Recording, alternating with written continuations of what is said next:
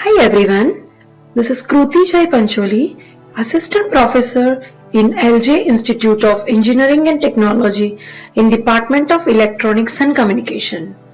This video is about subject Analog and Digital Communication System.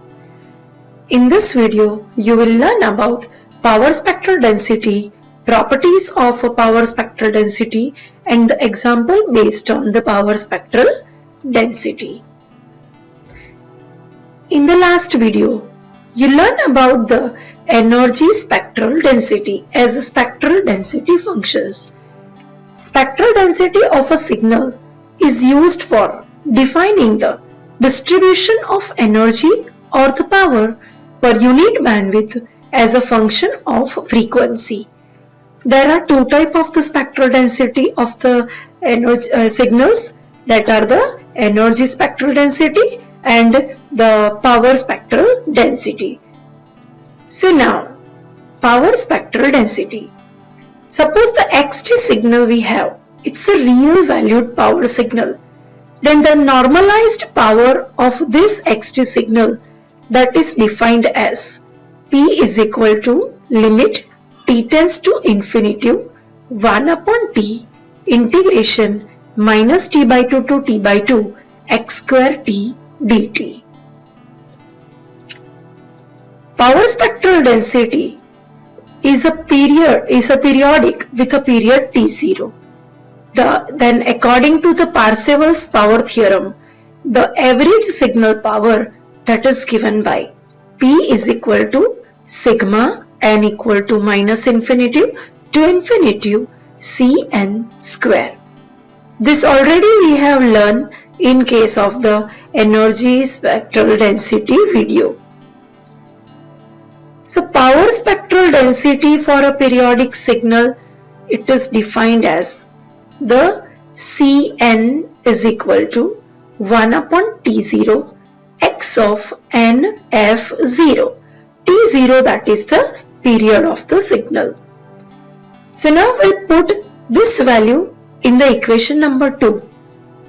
By putting the value of the equation, here it is P is equal to sigma n equal to minus infinity to infinity 1 upon T0 square modulus of x n f0 whole square.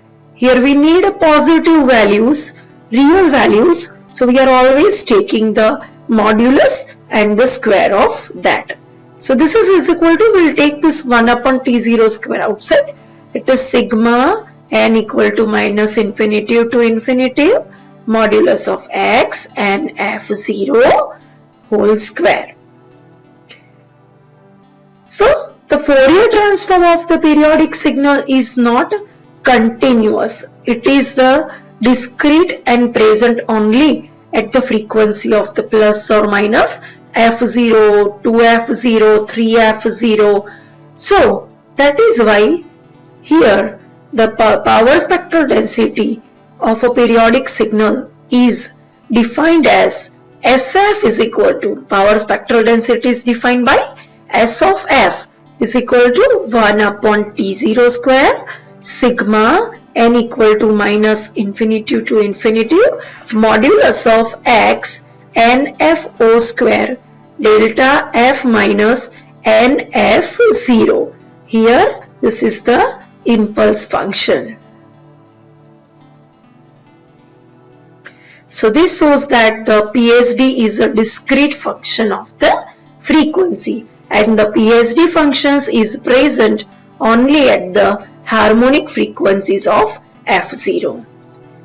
The power spectral density is what? The spectral density means the area under the PSD, that is equal to the average power of the signal xt.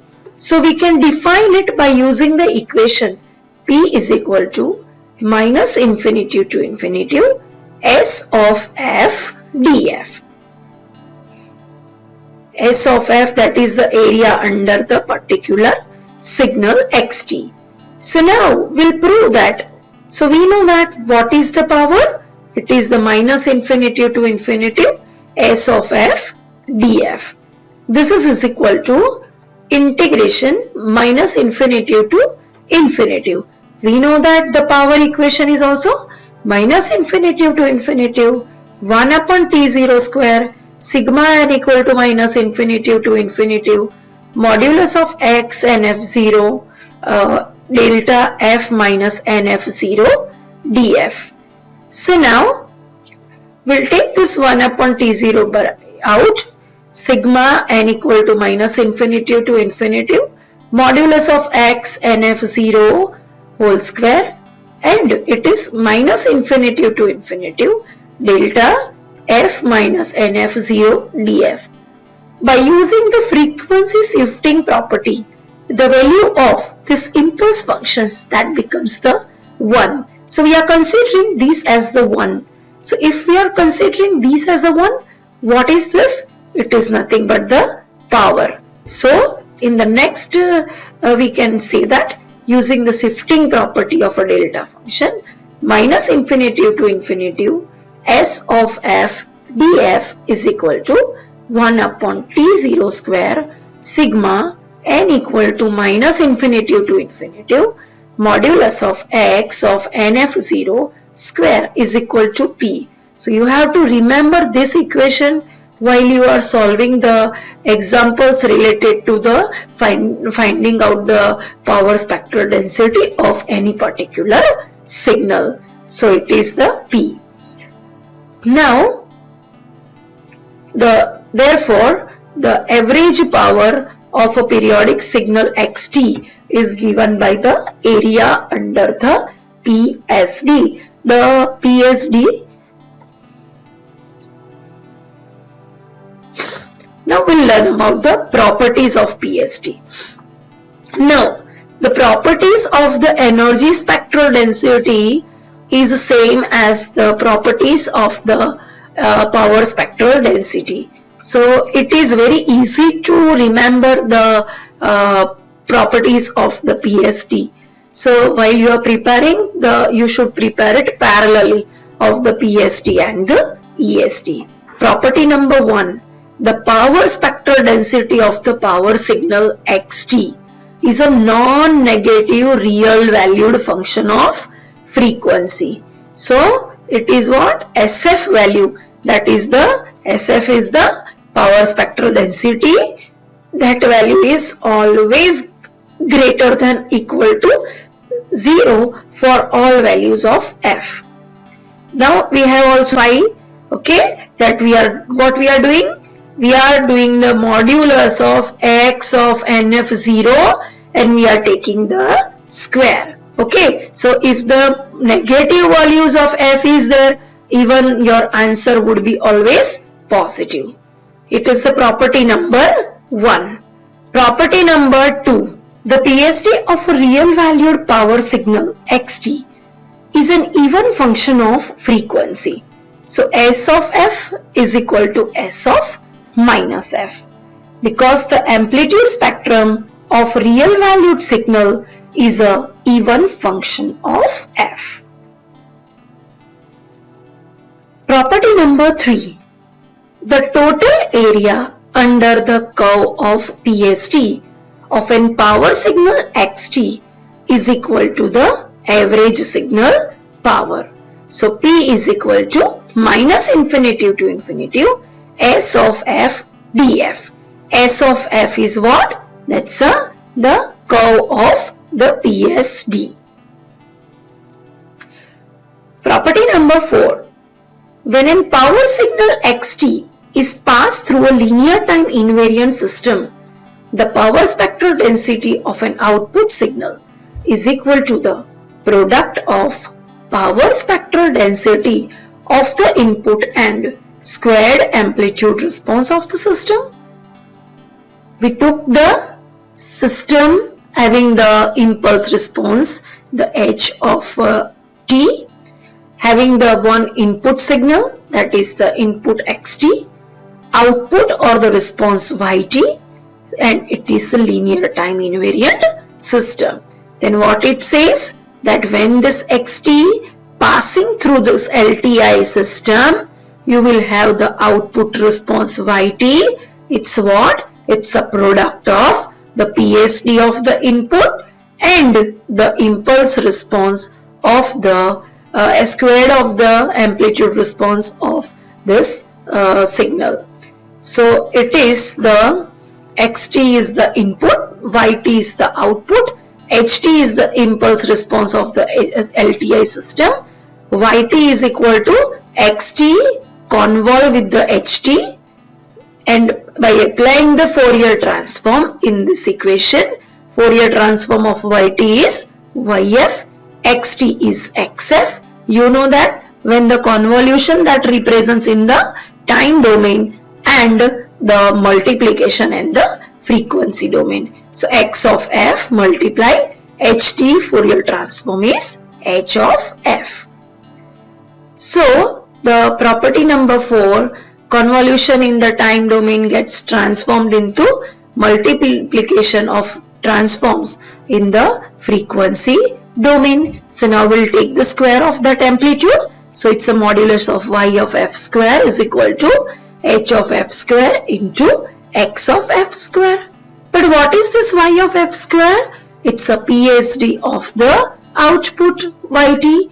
What is this? It's a PSD of the input xt. So what we have? S0f. SOF is equal to h of f square SIF.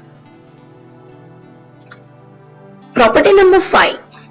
For an power signal xt, the autocorrelation function and energy spectral density form a Fourier transform pair. It is what? The autocorrelation of the function xt, and it is the Fourier transform S of f. So these both that form a Fourier transform pair. Now we will solve the example based on the PST. So now the figure I will show you, that is the power spectral density of a power signal xt. So this is the what? It is the power spectral density function SF of which signal? xt. Calculate the average power of the signal. So now here the power spectral density is given to you, and you need to find out the power for the signal. So what we will do? Very first we will write down the equation for the average power P. So average power P is what? It's a minus infinity to infinity S of f df. Now here you can see in the figure that the signal that can be break into the number of parts, it is the one limit is from minus 2 to minus 1. At that time the amplitude value is 1. Another one will take, that is the minus 1 to 1. Over here this amplitude value is 2. 1 to 2, and this value is 1. So we are writing that into the form of integration of minus 2 to minus 1, 1 df. This is the magnitude, so it is 1 plus minus 1 to 1. The value is what? It's a 2 over here. Fine. So this is the 2 df plus integration 1 to 2. What is the value of that function? 1. Okay, so power density function SF value for the particular limit we are describing over here. So what is this? It is a 1. Integration of this df is what? It's f. We'll take the 2 outside. Integration of df is f. We'll take this 1 out.